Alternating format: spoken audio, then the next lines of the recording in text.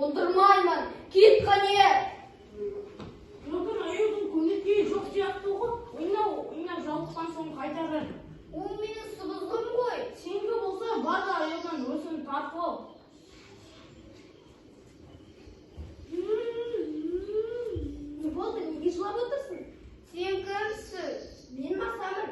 Саған не керек? Үй болушы едім, мен саған көмектескім келеді. Сен бе көмектесемін деймісің? Неге күлесің? Сен кішкентайсың, аю болса үлкен. Мен кішкентай болсам да батылмын, сені кім ренжітті? Айт қане? Аю саған не істеді? Сыбызғымды тартып алды. Сен осында мені күт, ешқайда кетпе. Қазір кешірім сұрайды. Және